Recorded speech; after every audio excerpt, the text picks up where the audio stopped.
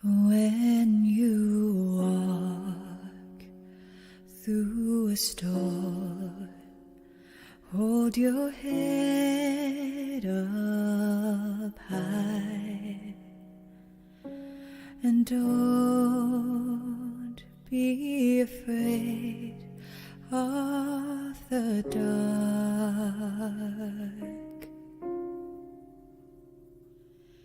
At the end of a storm, there's a golden sky and the sweet silver song of a lark.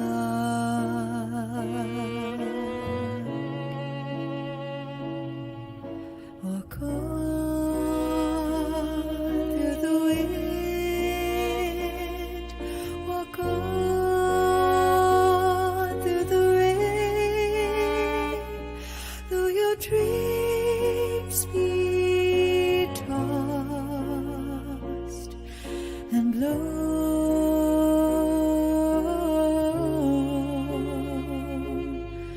Walk on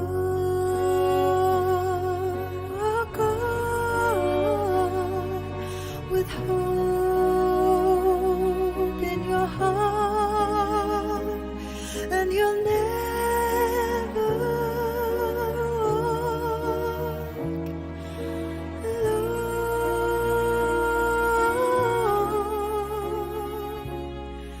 You'll never walk alone.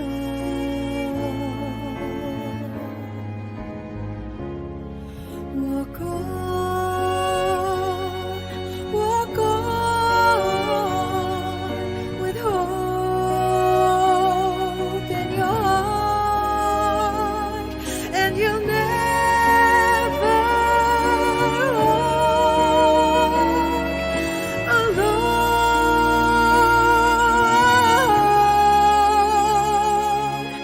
You'll never walk alone.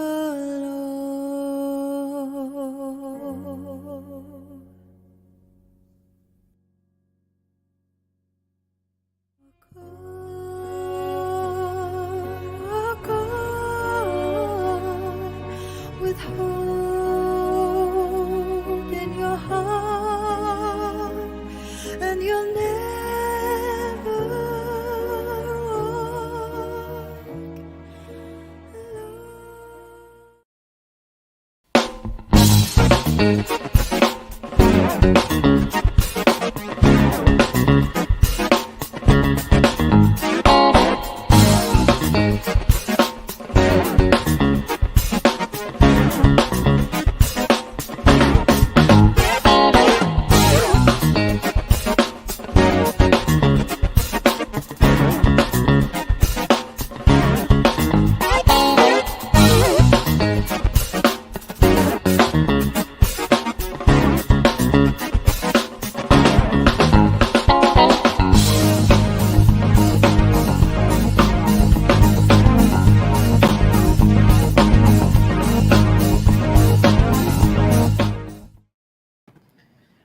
Good morning, Father.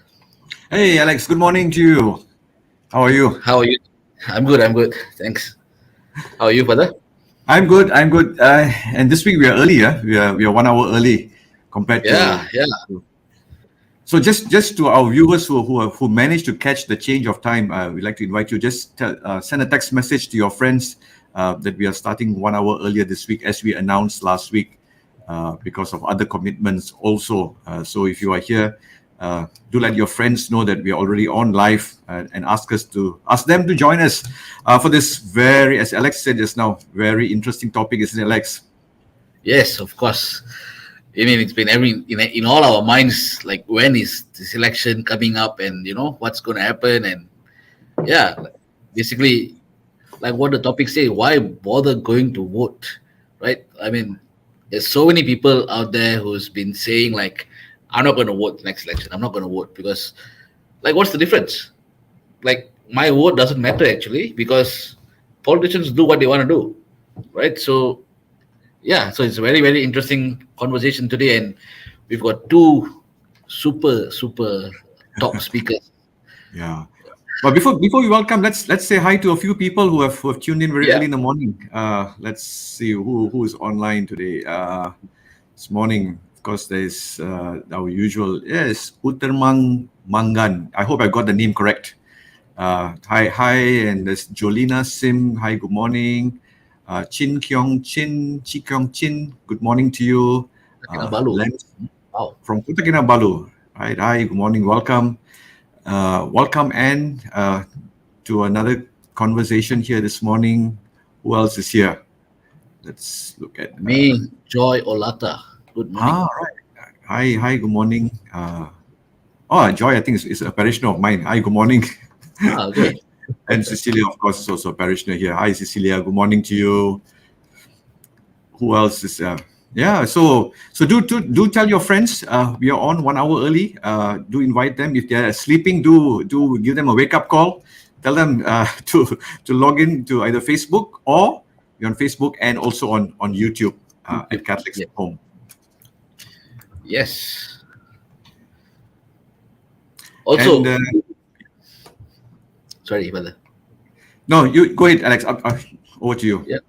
Also, do let us know where you're watching this from, and yeah, please get the chat going and comment from wherever you are. And yeah, if you got any questions, don't hesitate to just shoot out your questions. And yeah, we if it's interesting enough, we'll bring it up on the show and ask our speakers. Definitely. Like somebody was asking me, Catholics at Home, "Hey, why are you doing something related to politics? And you usually do faith." So somebody asked me that, and so I said to them, if you look at our little intro video, the first caption is "Faith in Action," isn't it? And I think Yes. as Christians, as Catholics, we live in a context, we live in a country, and we're also citizens. So you cannot differentiate the two between, this is just Catholic and this is, expressing, I mean, being political, but this is our country, this is our nation. So Yes. our faith is also, part of who we are, and how we make decisions, how we leave behind a legacy for the future generation. So that's why I said to them, I said, it's not political. It's just, seeing as citizens what our roles are, and of course our faith gives us a certain direction, which we will talk about it a bit later. And so I'm sure people are already waiting. Yep. Let's bring in our guest this morning, and we're so privileged this morning to have Professor Wong Chin Huat and also Thomas Fann. Good morning, gentlemen, and welcome to this podcast. Good Good morning, morning. Father. Good morning, Alex. Thank you very much for taking time on a Saturday morning. I'm sure you have 1 million things to do on a Saturday morning, but taking time to be here with us to have this interesting conversation, and it's truly an honor for us to have the both of you. In fact, we were just talking, and Alex and I was saying, you actually don't need introduction. Your reputation precedes you. It goes right before you. But for the benefit of our viewers who do not know already, and so we would like to introduce you. Perhaps you could just give us I always say self-introduction is the best introduction, and and would like to invite maybe Professor Wong Chin Huat, you can start first. I'm a political scientist at Sunway University. I study political institutions and group conflicts. Thank you. And Thomas. I'm Thomas Fann. I'm the current chairperson of BERSIH, the Coalition for Clean and Fair Election. My predecessors were Maria Chin Abdullah and Ambiga. So I have been the chair since 2018 after the G14 till now.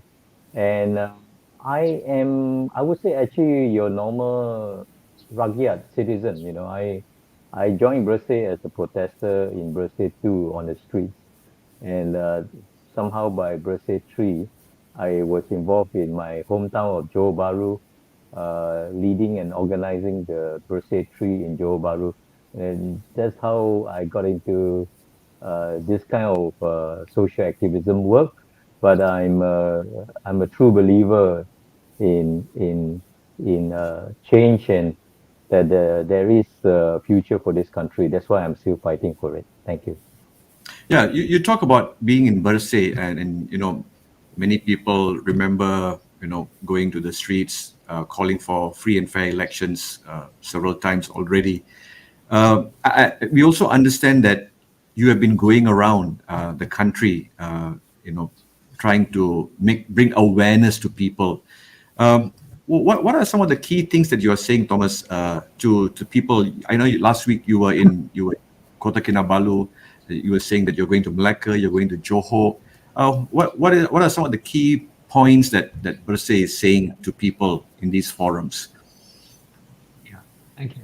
I think I want to give just a very brief background to what we're doing right now.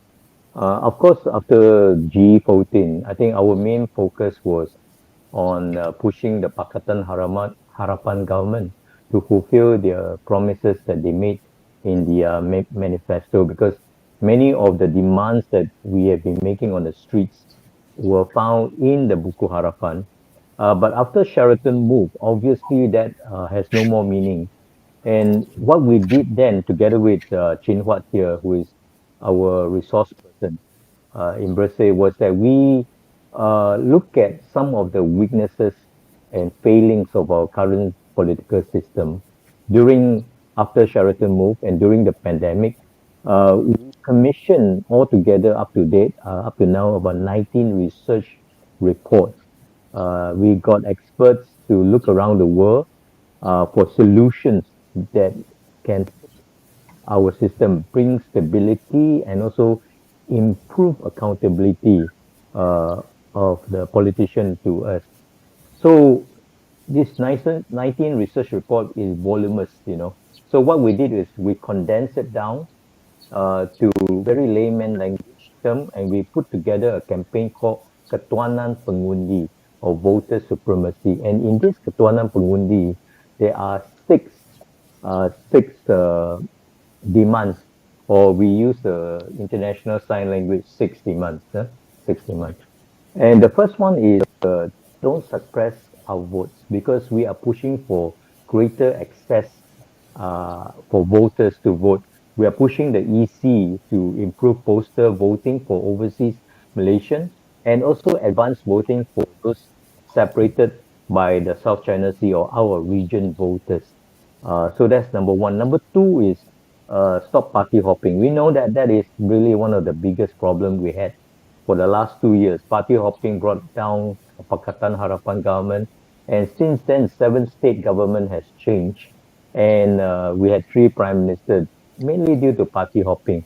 So we pushed for that, and we saw basically the constitutional amendment to deter party hopping being passed in Parliament just recently. So we are happy with that, but that's not the end of it, because there are other factors that lead to party hopping. So number 3 in our demand is making Parliament independent of the executive, because really our Parliament is like a rubber stamp to the executive. It has no meaning. So frustrated opposition MPs can only shout and shout in Parliament, but they have no role to play. But Reforming parliament means more select committees where opposition can have a role in fine-tuning legislation and policies.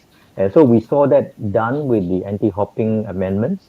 We are seeing that done with the generational end game for tobacco. And so that is an improvement in the process. So also making parliament self self-sufficient, having funding to run its own operation. Number three is abolish draconian law, which is fundamental to any democracy. We can still see detention without trial for long periods. So we want to see those clauses removed. No double standard. What that means is that no selective prosecution, by the Attorney General or the MACC. This has been weaponized, against opposition and activists over the years. And so we want to see an end to that by separating the role of the AG from that of the public prosecutor. And lastly, is give ratepayers a voice. In other words, local council election. That has been taken away from us uh, since 1965. And so we want to see a restoration of that so that we as ratepayers have more say in the running of our own community. So essentially, we go around the country bringing this message, pushing for reforms in this area, some of them before GE 15. Wow. Okay. Thanks. So, I mean, for the past 1 year at least, we've been talking about. I mean, the whole country has been talking about when is the next election, right?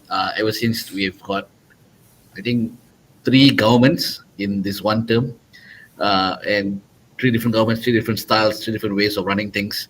You know, we've seen things of like increasing the size of the cabinet from a very small cabinet or a normal size cabinet up to now, which is like almost everyone, almost like three-quarter of the party that runs the coalition that runs the government is in the cabinet, right?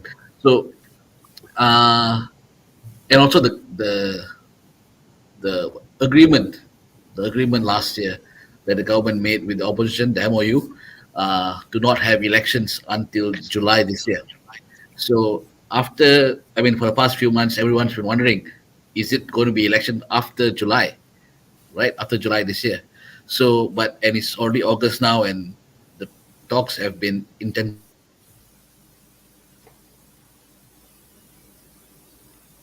Yeah. Oh, I think we kind of lost Alex a little bit. Yeah. Yeah, I think what he was going to ask, Chinwat, is going to address to you in the sense that talks about GE 15 have been intensifying.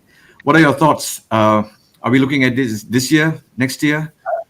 Okay, I think it's very likely will be dragged on. Now, if you are Ismail Sabri, you wouldn't want to have an elections before 10th of February next year for a very simple reason. If you do so, and knowing that you are not the party president, the candidate nominated are unlikely to be your loyalists. The moment that election is called and even BN win bigs, in fact, the bigger that BN victory is, the likelier that you would be forced into early retirement and you would overtake Muhyiddin Yassin as the prime minister with the shortest tenure. But of course, that he is bound by his party, uh, the resolutions by his party in the AGM that they want an election as soon as possible. So what you see is that he has been delaying it, and there are times that he would be pushed to have it, and other times that he would find new excuses to do so. I would still say with the LCS now coming up, uh, the scandal, he is likely to push it back next year, more likely than before to push it back next year for two reasons. To go in now, it would make UMNO more vulnerable, especially with all the Najib's gimmicks in the court. And also that by laying and declassifying all the scandals in the details in the LCS scandal, he has a chance to eliminate three of his main rivals, Najib, Zahid, and also Hishamuddin on. So that would give him Hishamuddin Hussein. So that would give him the chance to put himself in a stronger position to take over the party and continue as the prime minister. But the point I want to make is that we shouldn't have to be guessing the dates of elections. Why should people like the people at the grassroots? Many of us, our friends here, might be teachers and civil servants and police who would have duties on election day. They cannot plan their family holiday. They cannot, maybe not even be able to plan for their wedding or whatsoever because things are so unsure. And if you're an investor, you cannot make proper planning, not knowing when the election is called, when the government policy may change. And if you're a minister, you would be more worried about getting nominations from your party and then campaigning in your constituency than focusing on your ministerial portfolio. So what we really need is an idea called fixed term parliament. The parliament the parliament and by extension the government is like our servant. We give them a 5-year contract. There's no reason why they would have to terminate the contract prematurely and then request a new contract. So what we need is to have this enshrined in the federal constitution that every government would go full term except in two circumstances. First, the government has lost the confidence of the parliament, then of course early resolution has to be an option. Second, for whatever reason, if the parliament, two-thirds of the parliamentarians believe that we need a fresh election to resolve some deadlock, then it should go ahead. Otherwise, we should have our parliamentary term fixed, and then the election terms would vary between only weeks because they have to be done 60 days after the dissolution. Thank you. Right. It's interesting that you mentioned that a fixed 5-year term, kind of a thing, and then that gives the country a bit of stability also. I believe in that sense, in every sense, people's lives, economic investment, and everything else kind of settles. So that's the question everybody's asking now. It's going to be now, going to be next month, going to be when is Parliament going to be dissolved? All this uncertainty. I didn't think about people planning holidays. You brought up an important point. See, civil servants really can't plan their lives because a lot of times elections are held also during school holidays or school breaks. That causes. Thomas is coming to you in the sense that I'm going to ask you a little bit. A lot of things have happened since GE14. That there have been some changes. Can you tell our viewers here this morning and us too? What are some of the changes that you see between GE14 and GE15 in terms of the electoral processes? Have there been some changes? Of course, we've talked a little bit about the Undi 18 also.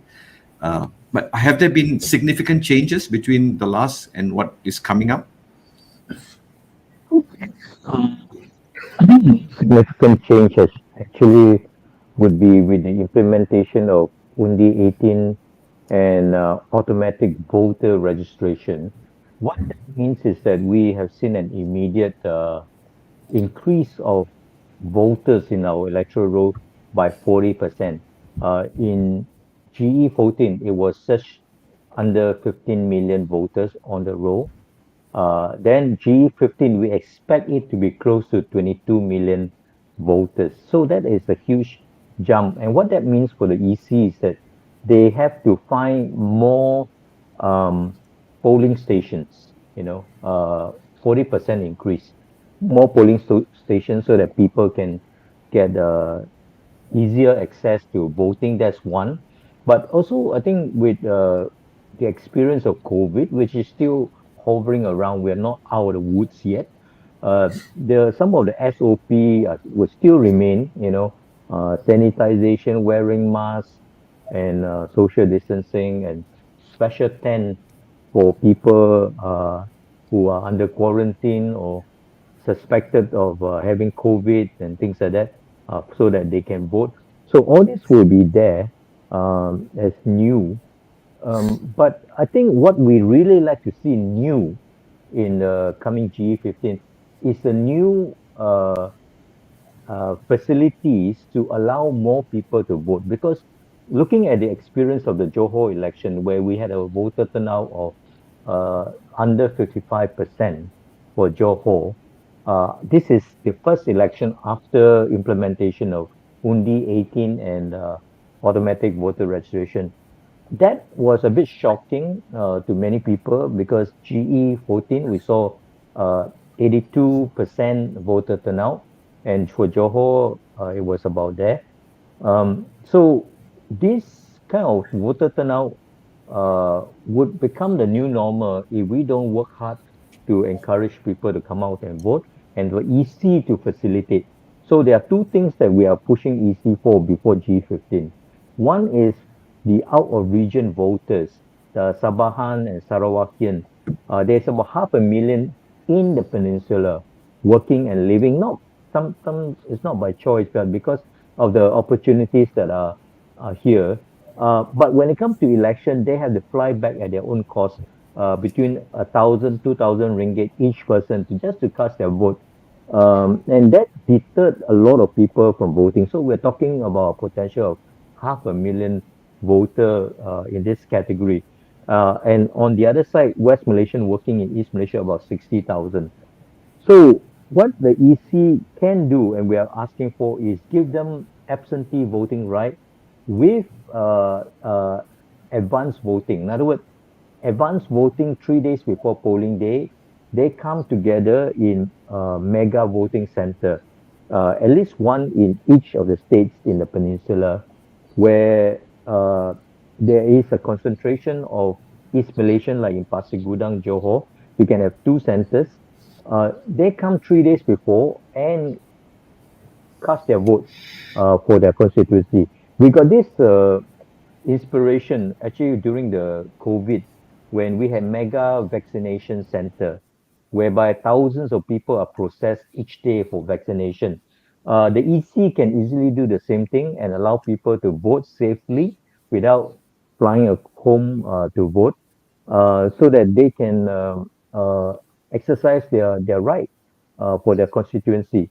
So that is one thing that can be done. It doesn't need to go to parliament or big law changes. The second thing we are asking for is that postal voting for overseas Malaysian must be reformed. We have to congratulate the EC that since the Malacca election, they have opened up postal voting to Malaysians living in nearby country like Singapore, South Thailand, Brunei, and Kalimantan. And overseas Malaysian in other countries have already got that right as postal voter. So altogether, we're looking about 1.7 million Malaysians who are overseas during election. They can become postal voter, but the problem is that the process of applying to be a postal voter, the window is too short, and the process the EC used to process postal voting is too archaic. They are still printing out labels and printing out envelopes, and then after nomination day, stuffing envelopes in the postal ballot into envelopes, and then handing them over to Post Malaysia to send overseas. So I would say almost 80-90% of postal voters don't get it in time, and it's such an archaic. What we are proposing is that allow this postal voter to apply online on the My SPR portal, apply, and then after nomination day, download the PDF version of postal ballot, the envelopes, the address of the returning officer, mark their ballot, attach their passport photocopy, and send it straight away 2 days after nomination day, and then there'll be enough time to reach. Thomas, So can I this just can be come done. back? Can I just come back to this? So this is not something that's already there, right? These are No. proposals. So I'm just coming back to what's already in place today. For example, you talk about automatic registration, and so let me just for the benefit of you, which means that in those days I remember, like you have to go and check whether are you registered or not. does it mean today that everyone above 18 is automatically registered, that they don't have to go and check on a list whether they are registered or not, and they can turn up on the day of election? Is that what is happening today at this time? Precisely.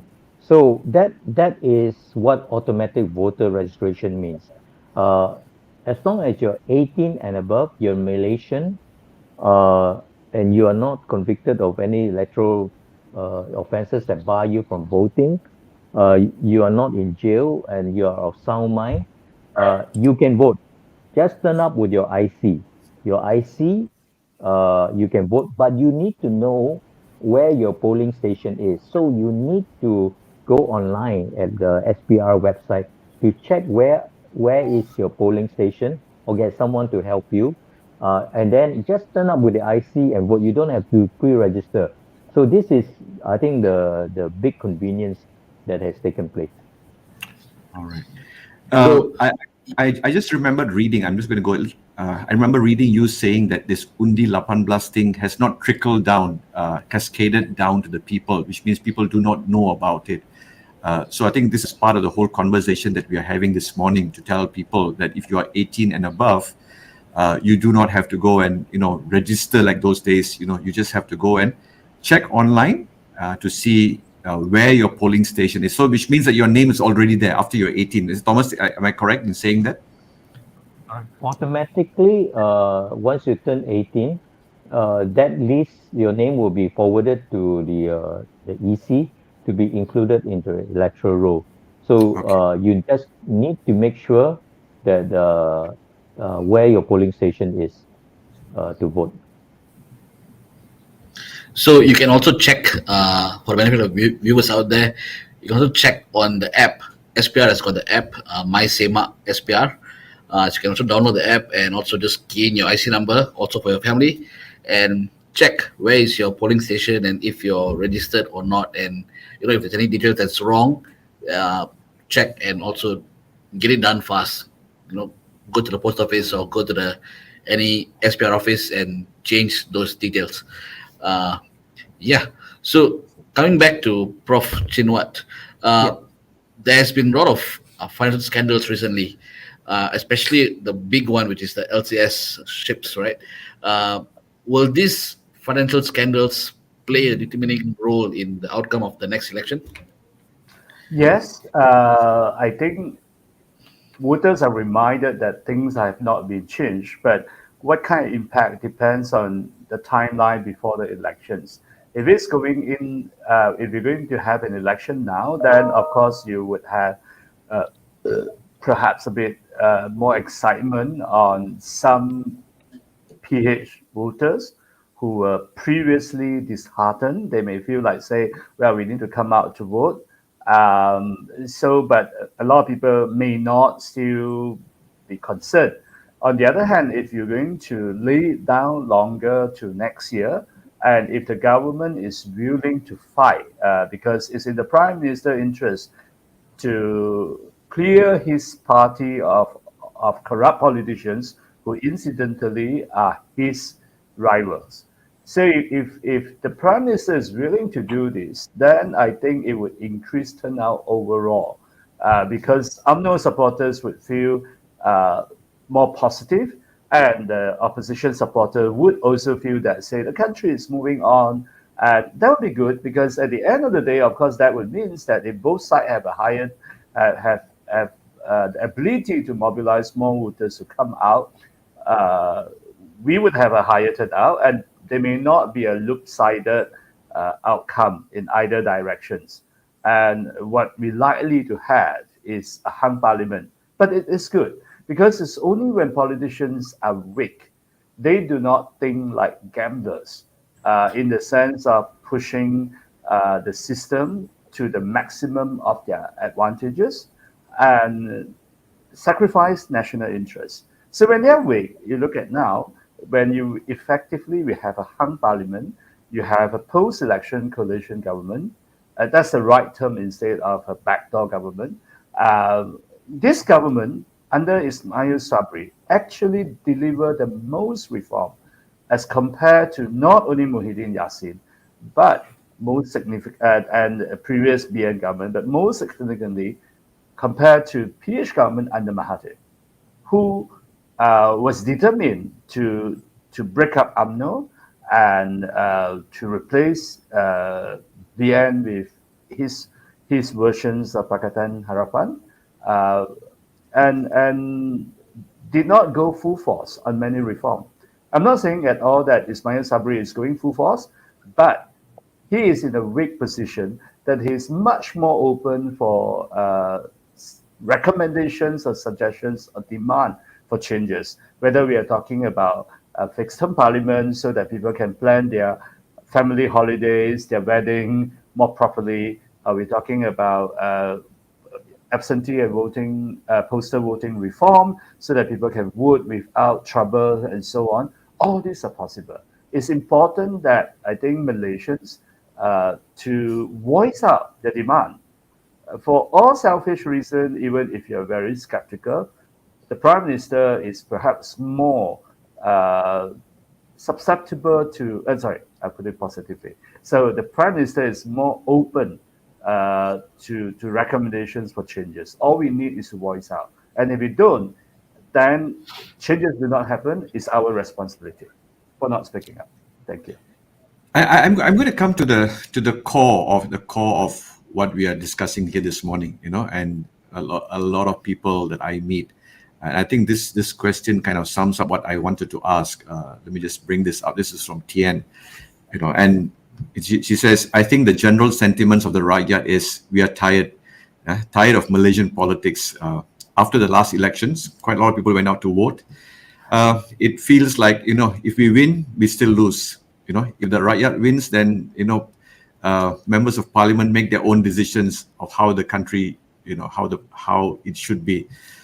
Thomas, I'm going to ask you, what do we say to people, millennials, especially young people who seem to have kind of like, makes no difference, whether I go, I don't go, they are making the decision at the end of it all. So the question you are asking, why bother going to vote when they are going to make the decision at the end? What do you say, Thomas? I think Thomas, you're mute.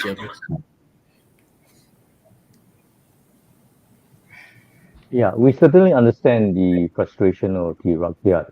After seeing what happened during the Sheraton move, when after so many years, the Rakyat finally managed to effect a change of government. Now, it's not, I think, a matter of just we have a new government, but the fact that it happened because the Rakyat voted and it happened. I think that was huge. But then when Sheraton move happened midway through the term of PH, people were disheartened. So what I think with the passing of the anti-hopping amendments, where now there are some legal barriers to this sort of party hopping that has taken place. It's not perfect.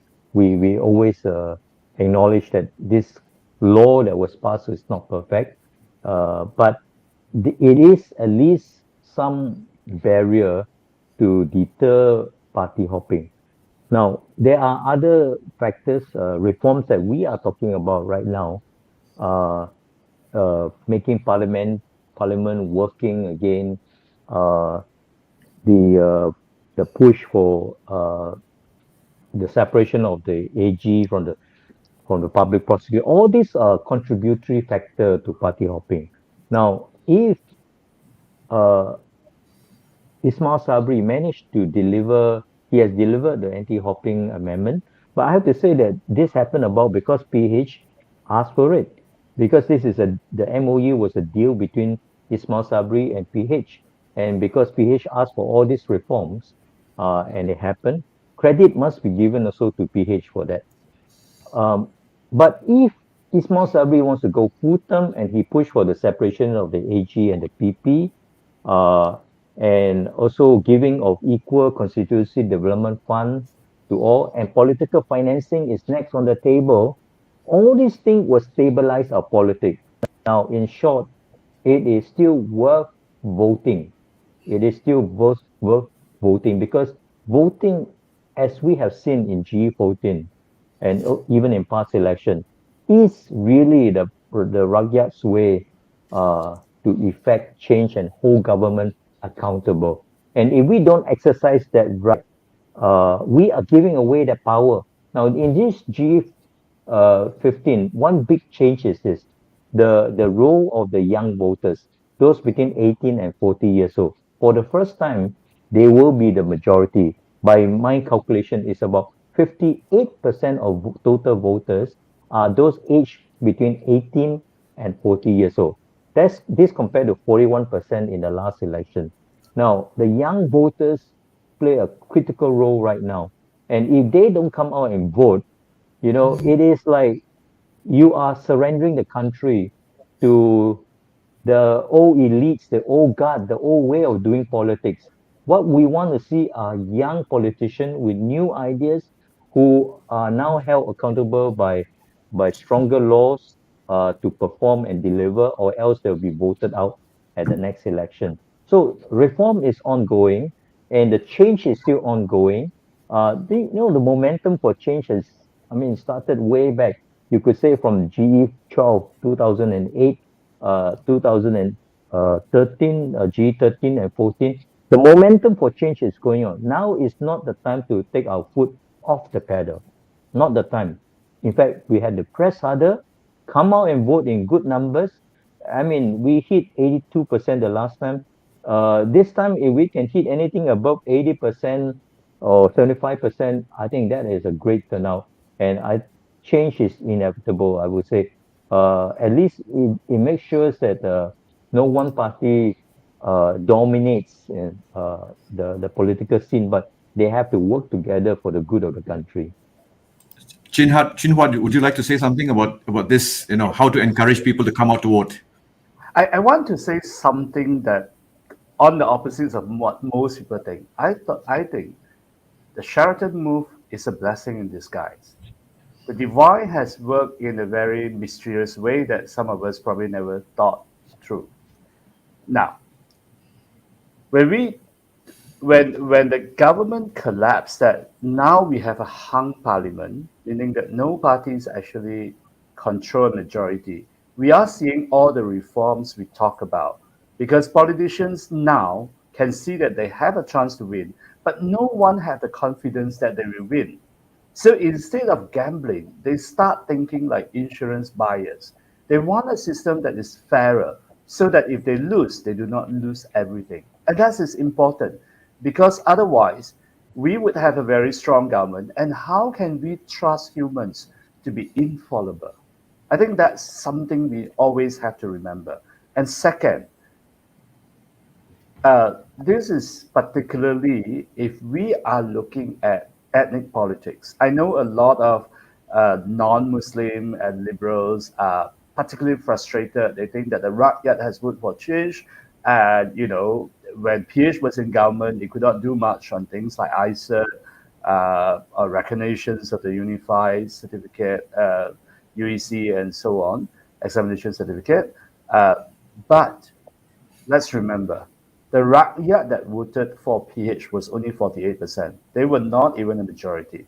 The majority was those who voted for BN and PAS.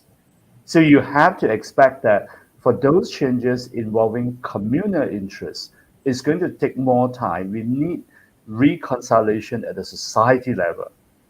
But what is good about Sheraton Move? It actually debunks the myth of Malay unity. They were talking when UMNO and PH were in when UMNO and PAS were in opposition. They were slamming the government for not taking care of the Malay Muslims and so on. That Malay Muslims need to be united. And then with Sheraton Move, you have three Malay parties, UMNO, PAS, and Bersatu, together in the government. But they fought among themselves much more bitterly. This is very easy to understand. They are like three brothers going after the same girl. How do you expect them to love each other? And what it means is that in the process, that many Malay voters can actually see that nationalism is not a simple promise, straightforward promise that it was presented to them. people getting more sophisticated. And the third thing, never before in Malaysian society, especially the Malay community, that we long for rule of law, by which I mean during MCO, under this PN government, you see so many inconsistencies of enforcement of law.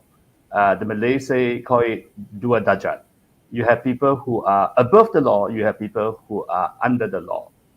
And this actually can be the basis for us to push for more equality, because we are now talking about individual equality between individuals and not just community. So for me, it's blessing in disguise.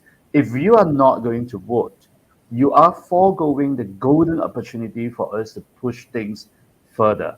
Remember, it's not about the politician you should care. If you do not vote, you are letting those who vote to decide your future. So it's a question of faith. How much faith you have in your neighbors, your colleagues, and millions of strangers to decide your future for you. Wow, that's a very interesting way to look at it. I've never heard anyone say that the Sheraton move was a blessing in disguise. That's a first for me, for sure. But Father, coming back to you, Father, when it comes to the church and the faith, like what Chin Huat said earlier, what does the church teach us about exercising our right to vote? Alex, when people think about politics, I mean, politics, the root word comes from the governance of a city, which means every one of us will have a responsibility to govern. And voting is part of that governance, isn't it? It's part of that looking after, the part of what we want for our future. So, I mean, people think that the church has nothing to say. The church is too political, or the church is not political enough. There are always, two people, two sides of the coin, looking at things differently. But interestingly, I mean, the Catholic social teaching is an integral part of our faith. The Catechism of the Catholic Church, I think it's paragraph 2240, talks precisely about this moral duty to take part in the electoral processes. It's there. It's enshrined in the Catechism of the Catholic Church. A moral duty to vote, which also the same sentence, the same paragraph talks about the moral duty, also the duty to pay taxes. Now we talk about that another time, but there is a moral duty that each one of us have. It's not even the words there. No, you are encouraged to vote. It says very clearly you have a moral duty to vote, and I think that's something that we forget, and maybe not many people know about it. And think that we shouldn't be getting involved or shouldn't be talking about. So I said earlier, when we organize this kind of conversation, people ask, why are we talking about this? It is our duty as citizens. It's our duty as part of being part of a community, this for the common good of all. So if you are wondering, go look up the Catechism of the Catholic Church, paragraph 2240, and it clearly states that it's a moral duty. So you better go out and vote. I mean, I always jokingly say, it's there. It says moral duty. It could be the 11th commandment that Moses forgot to put because there was not kind of a democratic system at that time of voting, and so it's very clear. And sometimes I jokingly tell my friends, if you don't go out and vote, you better go for confession, because you have failed in your moral duty to vote, to take part. Doesn't matter the outcome. That's even you have a responsibility to take part. And some people say, okay, we don't like both sides. We go and kind of undi rosa, and I think that's a failing on our part also for doing that. To just go and just for the sake of turning up, and then you spoil your vote. We have to take part in that process. Yeah. So very clear in the Catechism of the Catholic, it's very clear. You have a moral duty. Thanks, Father. Yeah, I mean, this moral duty, I think it can translate to more than 80% of votes in the next election, which is going to be a big task, because before this, 82% we got in the last election, like what Thomas mentioned, was only those who went out to register to vote, right? Because you will not be in the electoral roll if you did not go and register. But right now with automatic registration, everyone is registered, whether you want to vote or don't want to vote or voted before or not. You know, it is everyone is already automatically registered. So it is your part to actually do your obligation, your moral duty, like what Father you mentioned, to go out and actually vote. Because I think when it comes to also during sometimes closer towards election, there are some people who say like, "Oh my God, I forgot to go and register. It's too late now." But right now, you can't give that excuse anymore because you're already registered automatically. You just got to check where you're supposed to vote and, yeah, go out and vote. Uh, so coming back to Chinwat, like what we mentioned, like what you mentioned earlier about the blessing in disguise, the Sheraton move, uh, and I mean, and also the anti-opium law that's now in place. Will the Sheraton move or something like Sheraton move happen again with anti-opium law now in place? Okay. When we think about anti-Sheraton move, it has two parts. One is about the Satu crossing over. The other part is mainly PKR MP. First is Bersatu crossing over from leaving PH and then forming PN. Second is PKR MPs leaving the party to join Bersatu. The anti-hopping law can only stop the first part. That can only stop party hopping, but it cannot stop coalition hopping. In order to stop coalition hopping, what we need is level playing field between the government and the opposition MP so that they do not jump simply because to get benefits. You can think of our parliament as if like a plane. The government minister and deputy ministers, they are in the first class. Then the government backbenchers are in the business class, and then the oppositions are in the economy class. Now, when we have all this turbulence, is because that when the plane was still flying, your passengers from the back from the back economy want to move to the business class or even first class, and so that caused a lot of trouble.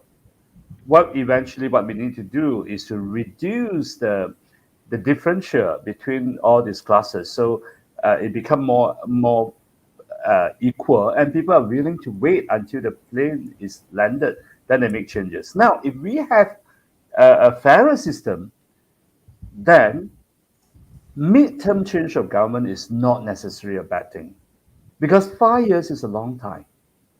So you cannot 5 years is a long time. You cannot assume that the 5 years all the parties in the government would have the same view. So if they change their view, maybe let's say a new policy, a new issue pop up, and they take very different views, and they want to divorce and form a new government, it's fine. And not necessarily we always have to go for election. What we need to move on is from this old idea that politics has to be very British, meaning that you always have a single party or coalition winning a majority in the House, and then they go for full term, and then you're not happy, you change them wholesale. Politics can be very different, like in Germany, where you have now it's about 6 party, and the 4 main party will take turn to form governments and in different coalitions, sometimes at the federal, at the state, at the city, and it's all fine. People become very professional. We are all different, but someone needs to run the country. So then, who get the largest number of seats, you invite your other party to sit down, and they put down everything's on written form. So there's no secret deals like Mahathir and Anwar, like Ismail and Muhyiddin, but would be like the MOU we see. So everything is made public. Then politics can be stable. So it is possible for us to avoid this. The anti-hopping law helps a bit. We need more things to do. What we need to change is a paradigm shift, moving away from stability that based on dominance to stability that is based on consultation, cross-party collaborations, and so on. So that's what I think. Yeah. Okay. Thank you. No, just taking up from what you said, Chin Huat, in the sense that kind of a change. I was curious to find out between GE 14 and now 15, coming up to 15. Has the political landscape here changed tremendously? Yes. For the first time, we would not be talking about changing from one coalition to another coalition. So that's the fundamental shift because it might still happen, but it's no longer what people talk about. Why so?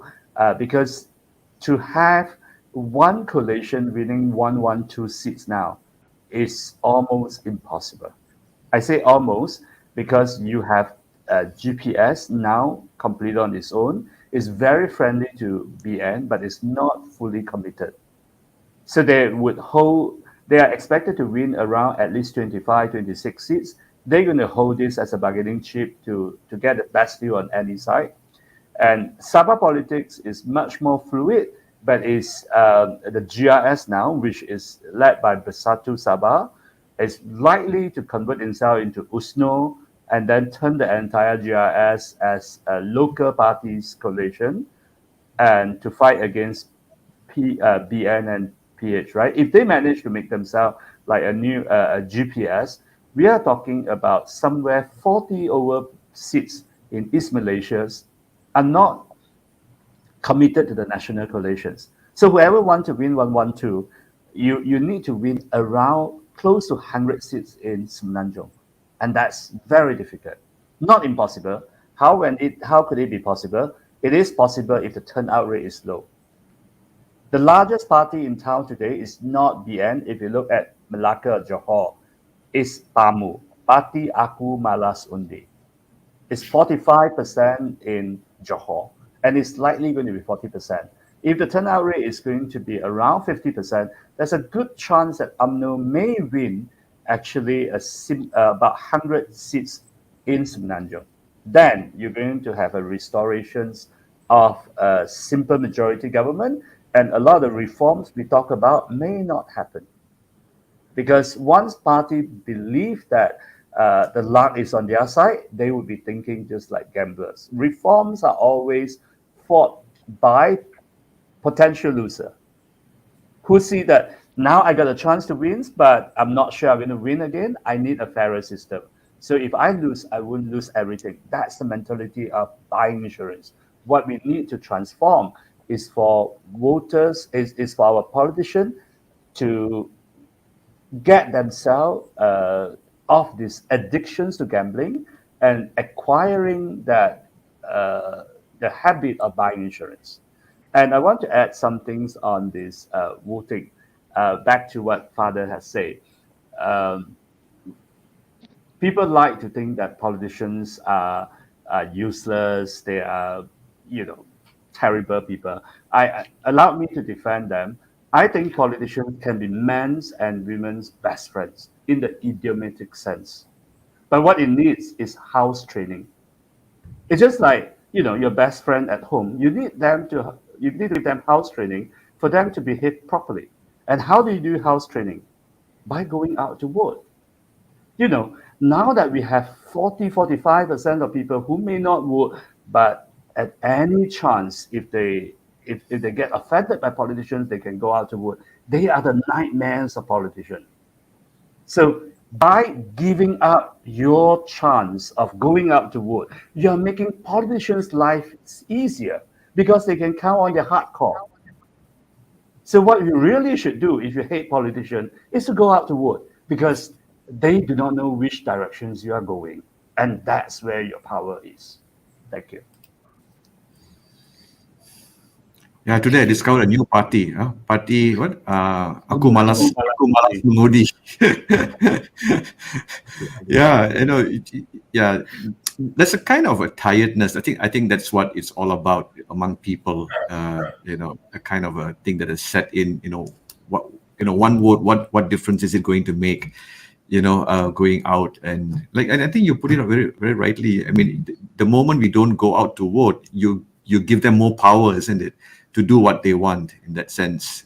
And I think we have to think collectively rather than we think individually. People have to think as one community, as one nation, to move forward. This coming to, I'm going to ask Thomas, You said, in Malacca, very low turnout among the voters after GE14. Uh, do you think there's enough access, or for example, even for example, enough conversations happening among younger people, millennials, about the state of the country? Leave aside all the scandals. Now that's the hot topic, isn't it?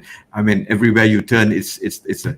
But when you go out for BERSIH, yeah, of course, we saw a lot of young people out of the streets many years ago for BERSIH, but today, do you see a difference, or do you see an equal enthusiasm among younger people of wanting to shape the country? Definitely not. I think we are very honest about it. I mean, if BERSIH were to call for a rally today, um, chances are we will not see a very high turnout for that. And some can say it's because Brazil is different and things like that. But really, I mean, all those years when we saw tens of thousands, hundreds of thousands turn out at our rallies, it's really because of the political environment at that time. I think there was you can say it was spurred by the scandals, one MDB and different issue, but I think it is really spurred by hope. Spurred by hope. I mean, the 2008 election was a watershed election. They call it the political tsunami. I think with that election, I think hope a reason. And BERSIH rallies was a reflection of that hope that things can change. Things can change. So if we look at the situation today, do we have the same level of hope? I think not. I think the GE14 changed that. When the government changed, we didn't really see a lot of reforms been delivered or hastened. Then when Sheraton move happened, it really crushed whatever hope that people have.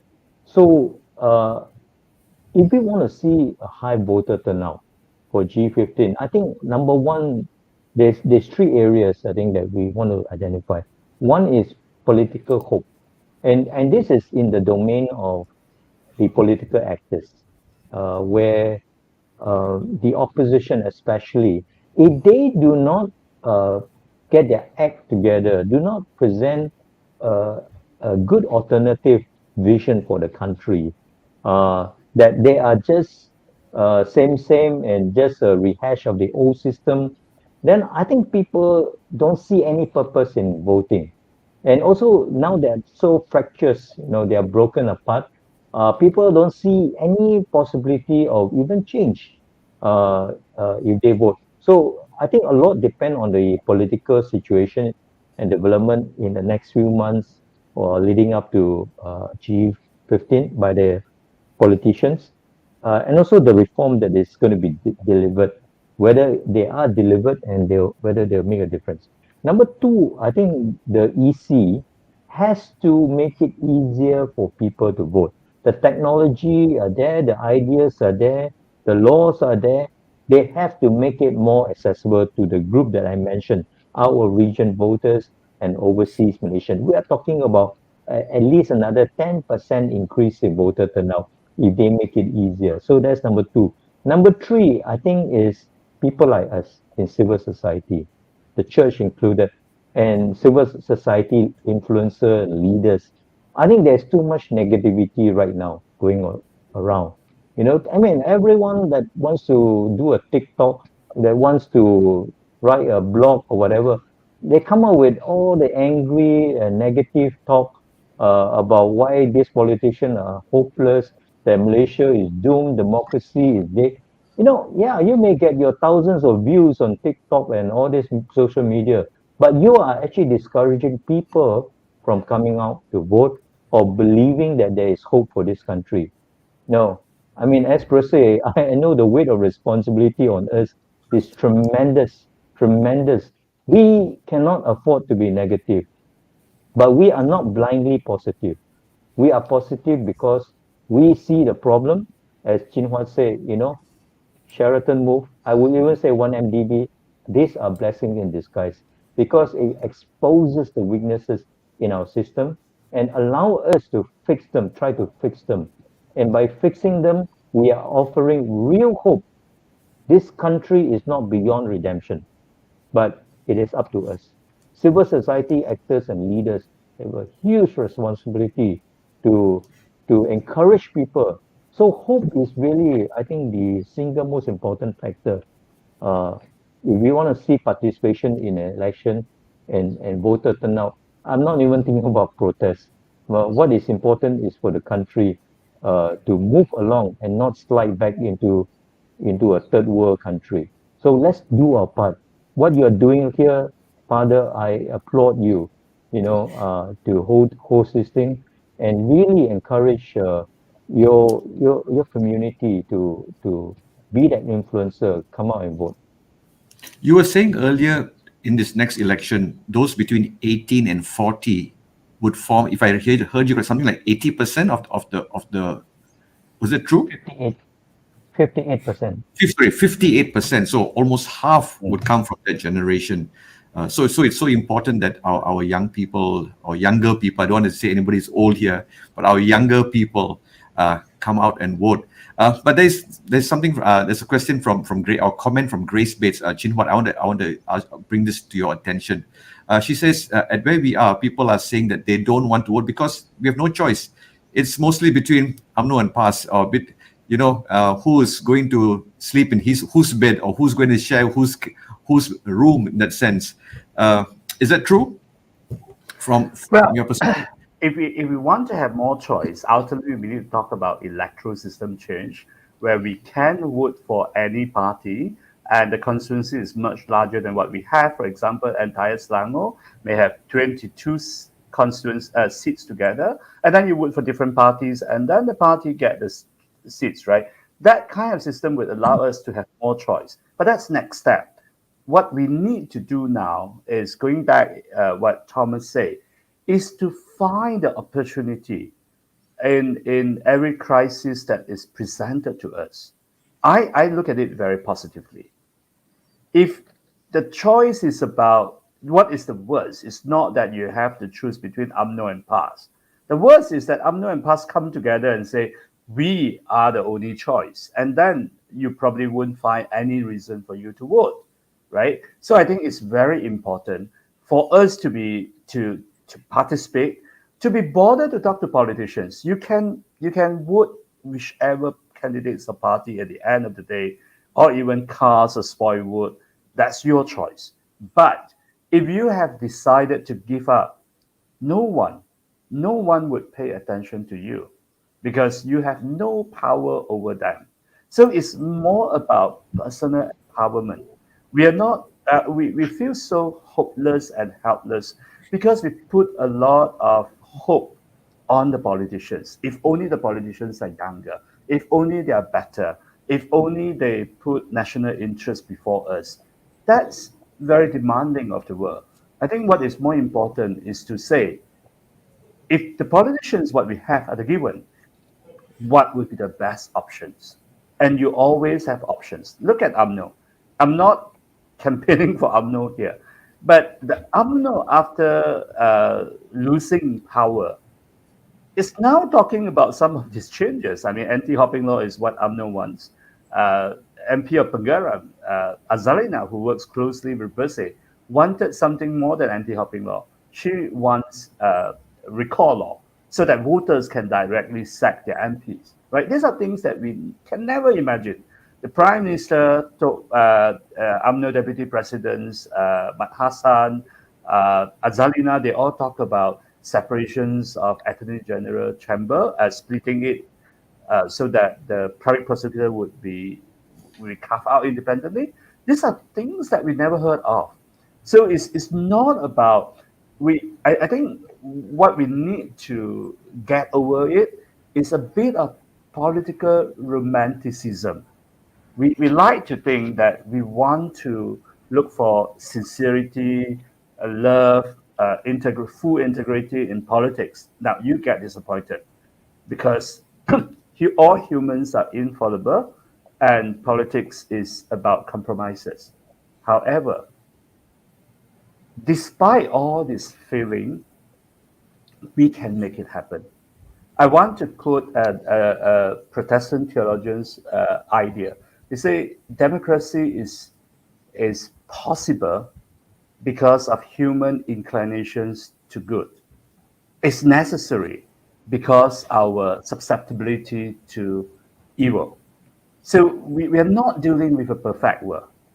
And which means despite all our imperfections, we are we are endowed enough to make a difference, to get the best out of the worst. So it's really not about the politician that decide our future. It's us. If enough of us put our mind, put our heart together, we can change things. There's always an option. What do we do, regardless what comes? Thank you. Thanks, Chin Huat. You mentioned earlier about the size of the constituency being too big. So talking about redelineation, uh, which is basically for our viewers, the drawing of electoral boundaries in a constituency. So there's been much lesser noise about redelineation these days, especially after Sheraton move. We've been talking about anti-opping law a lot and not delineation, which came up a lot before the last elections, and that was because um, the EC last drew their boundaries in 2018, right just before the elections, I think in March, and then May was the elections, which it came up to law. So, and they mentioned that they only can do it every 8 years, right? And we know that it was very um, not equal in boundary sizes.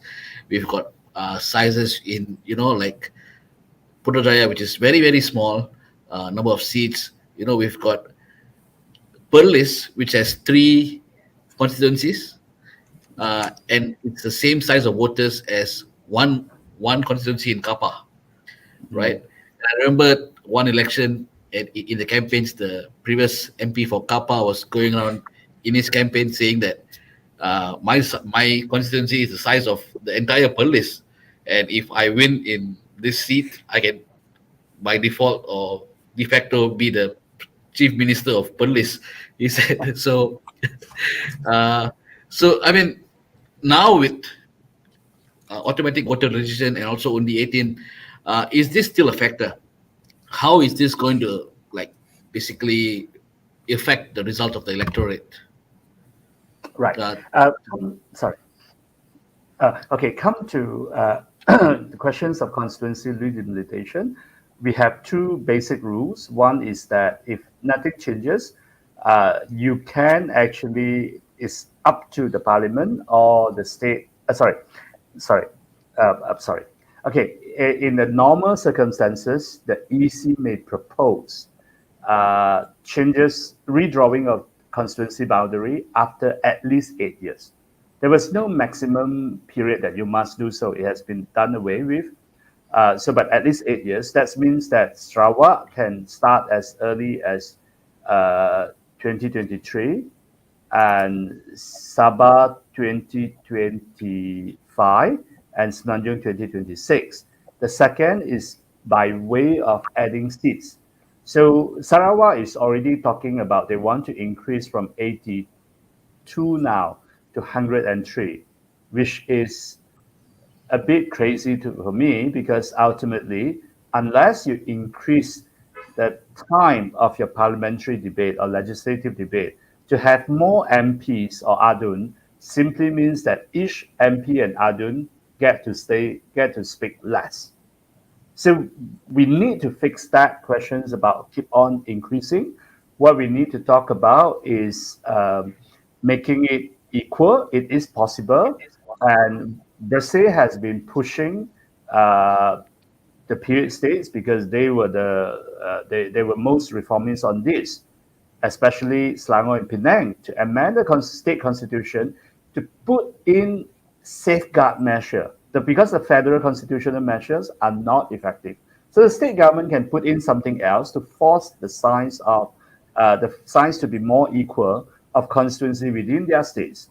But unfortunately, all our proposal, I was commissioned by BERSIH to do the proposal, the amendment bill, and even a stimulations of redrawing. This will not pay attention by them. So, but we should not lose hope on this. As the country growing further, the best hope is that the Malays are now the losers of gerrymandering and malapportionment. Why? Because Malays are highly urbanized. So now you have some of the largest constituencies like Tambun in Perak, Johor Bahru, and so on. They were Malay majority. So increasingly, it's not a question of inter-ethnic uh, inequality, but it's a question of intergenerational inequality. Because let's say a Malay girl called Siti, if she is in Sabak Benam, uh, the constituency have about 50,000 voters. And if she get a degree, a place in UKM, she moved to Bangi and transfer her constituency there, Bangi is going to have 300,000 people. So her votes is shrink to 1/6. So that's a promise, a sociological promise that we would have all these things fixed because the youngsters, the Malay youngsters, are not going to allow themselves to be forever suppressed. And that would be the hope that we're going to see changes. But first of all, the rest of us must not give up. We can work harder, we can work smarter so that the change would come faster. Thank you. Thank you very much, Chin Huat. We can have this conversation for half a day, and we have been in forums for longer periods of time. But we know that everyone has got a busy schedule on a Saturday, and we want to wrap it up here. But this is just the beginning, and we hope that here at Catholics at Home, we will be honored by your visit once again when we actually have a date for GE15, and we can have much deeper conversations about what people need to do and what people need to think about before going out to vote. And I'm sure a lot of our viewers this morning have many questions. Hold on to those questions. Keep asking. Keep, as Chin Huat says, befriend your MPs. Put these questions to them, to your state assemblymen, women, and ask them these questions. But before we wrap up this conversation for today, very quickly, Chin Huat, Thomas, if I asked you going back, in under 1 minute, if I were going to give you this kind of a question, what would you like to say to people out there who are still sitting on the fence? Should I or shouldn't I go out to vote for GE15? What would you say to them in under 1 minute? Chin Huat first, yeah. Sorry. Okay. I think we cannot control what kind of politicians we have, what kind of parties that are going to contest in our constituency. We cannot control the things that are external to us. What we have control is ourselves. And all our actions would have an impact. It's just a question of how big or small, how fast or how slow. So in the coming general elections, if you really think that you do not want to go to vote, remember this. You are putting your future in the hands of your neighbor, your colleagues, and strangers who would go to vote. Do you have faith in them so much that they would make the best decision for your best interests? That's a question you have to ask. Thank you. Thomas? Absolutely. This is our country. God has put us here. Whoever we believe God to be at this time, in this place. And I think it is our duty, as Father would say, moral duty to vote, simply because it is a privilege given to us. Not every country has the right to vote. Citizens have the right to vote, but we do. And voting is the power that we have to effect change. If you don't vote, basically you have voted not to change. If you want to see change, vote, not just in G15, but all elections. Play an active role uh, to push for change. Vote for parties that are committed to reforms for the country. Vote for candidates that have proven themselves to put the interests of the country and your interests first. So certainly, let's be positive in our conversation over the table and wherever we are, and offer that hope to people that because of the reform that has been going on, this country is still worth fighting for. Vote. Thank you. Thank Thank you you very very much. Thank you very much, both of you. Thank you so much, Father welcome. and Alex. I think to So we summarize is go out and Wait, vote. Alex. Right? Yeah, that's right. I think Chin Huat and Thomas put it very clearly. Let's take the future into our own hands and be responsible for it, and not just for us, for future generations, for your children, your grandchildren, and not just for ourselves. And I think we have to remember that you have to go out and make the decision, that important decision for yourself and future generation. Thank you very much, Thomas. Thank you very much, Chin Huat, for taking time to be with us. As I said earlier, we hope to have you back with us when things are a little bit more firm. We know when it is, and to help us understand better, and also to be aware of what things we should consider before going out to vote. To all our viewers here, I know we started 1 hour earlier. Many people probably did not join us, did not know that we started 1 hour earlier. You can share this video. Alex, you can give them the information how they can share the video to their friends. Yeah, so this video is always going to be on Facebook and YouTube, on Catholics at Home, and also Diocese of Penang, Melaka Johor, and also Arch KL, and also Diocese of Miri Facebook. So yeah, please click on the link, like, subscribe, share, and yeah, join us for the next one, which is next week. So to share is not a moral duty, but we are encouraging you to share this conversation to your friends, to inform them and get them to listen to this insightful insights that both Thomas and Chin Huat have given to us. So don't forget, next week we have another conversation, Alex, a little bit about human life and conception at 10:30 a.m. It's a forum that we would be broadcasting.